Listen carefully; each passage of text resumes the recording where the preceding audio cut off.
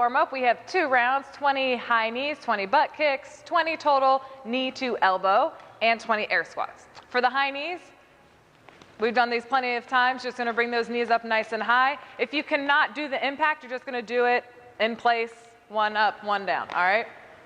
Next is the butt kicks. You're gonna kick your butt. What you wanna focus on is instead of keeping your knee in place, you're going to also kind of bring them up and you're gonna smash your hamstring and your calves together, all right? Again, if you can't do the impact, you'll do them basically in slow motion.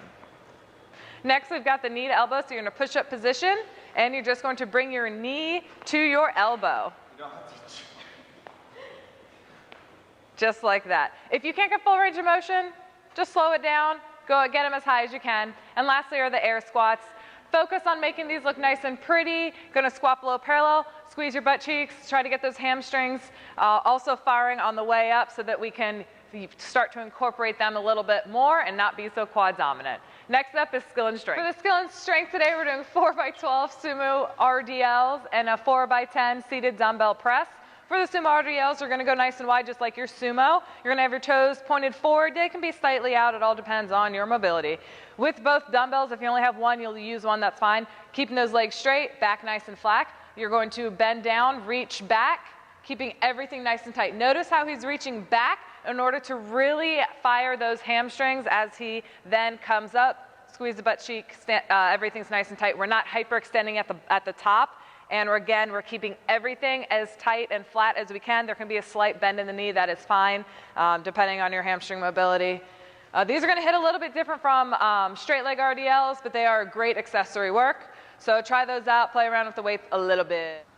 For the seated dumbbell press, you're going to sit on the floor. If you don't have the hamstring flexibility, you're gonna wanna sit on like a block or a step, something just to make it a little bit easier for you. You wanna make sure your back is nice and flat, and if you have 2 dumbbells, you're gonna use both of them, if they're light enough, that is. So you're gonna bring them up to the front rack. Keeping those elbows forward, you're just gonna push back, and then keeping those elbows forward on the way back down. We're not out here, okay? So keeping it nice and tight. And then if you have one heavy dumbbell, and this is too heavy to do at the same time, you're gonna do a front rack like this, pushing it back. This might be a little bit harder for your thoracic mobility. And if you only have 1 light dumbbell, you're just gonna do 1 arm at a time. As you're sitting here, you're gonna wanna make sure that you're engaging your core, keeping that nice and tight. Your lower abs should be firing as well.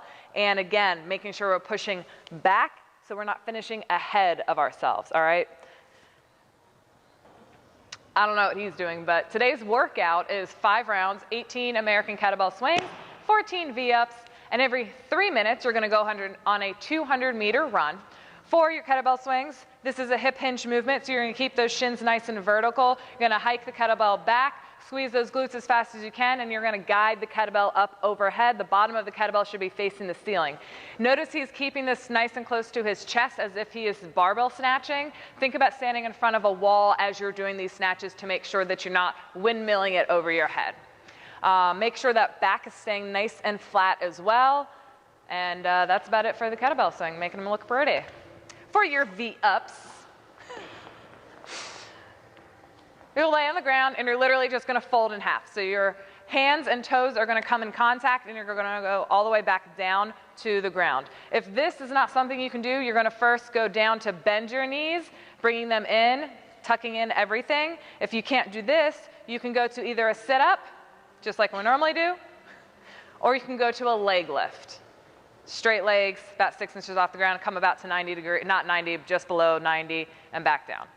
It's that simple. Every 3 minutes, remember, 200-meter run. Woohoo!